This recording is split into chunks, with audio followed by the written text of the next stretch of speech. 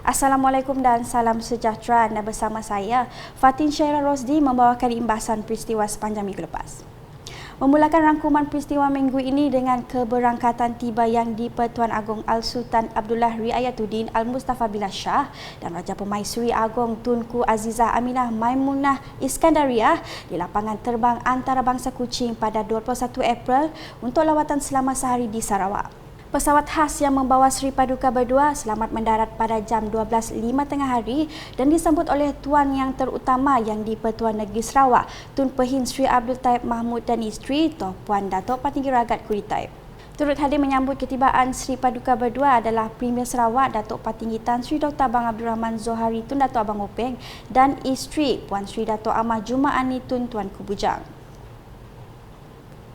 Pada sebelah petang pula, Yang di-Pertuan Agong dan Raja Pemaisuri Agong berkenan melawat Bazar Ramadan Dewan Bandaraya Kuching Utara DBKU Satok. Dalam lawatan itu, Sri Paduka Baginda Berdua tidak melepaskan peluang membeli beberapa juadah berbuka puasa khususnya makanan tempatan Sarawak. Imbasan mingguan diteruskan mengenai Majlis Sambutan Nuzul Al-Quran Peringkat Negeri Sarawak yang diadakan di Masjid An-Nur Sibu pada 18 April. Sambutan bertemakan Manhaj Rabbani Ummah Berkualiti turut dihadiri Tuan Yang Terutama yang di-Pertuan Negeri Sarawak, Tun Pehin Sri Abdul Taib Mahmud dan serta isteri Tuan Puan Datuk Patinggi Ragat Kudi Taib, Premier Sarawak Datuk Patinggi Tan Sri Dr. Abang Abdul Rahman Zohari Tun Datuk Abang Openg dan Puan Sri Datuk Amah Jumaani Tun Tuanku Bujang. Pada 16 April pula, Kerajaan Sarawak menuntut formula tepat untuk digunakan dalam pengagihan hasil kepada negeri ini seperti yang termaktub dalam Peruntukan Perkara 112 di Perlembagaan Persekutuan.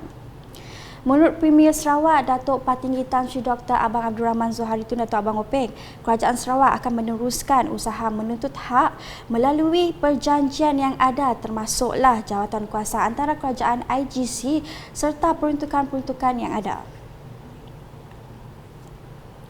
Imbasan selanjutnya mengenai usaha Kerajaan Sarawak yang melancarkan pemberian kedua dos penggalak vaksin COVID-19 mulai 22 April ini.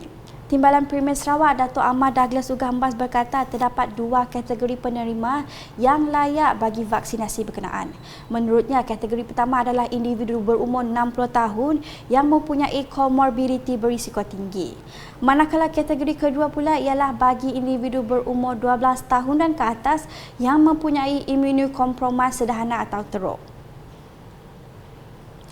Berikut pula imbasan mengenai Kerajaan Sarawak menawarkan pinjaman sebanyak RM1 bilion kepada Kerajaan Persekutuan sebagai dana pendahuluan untuk membina sebuah pusat kanser di negeri ini.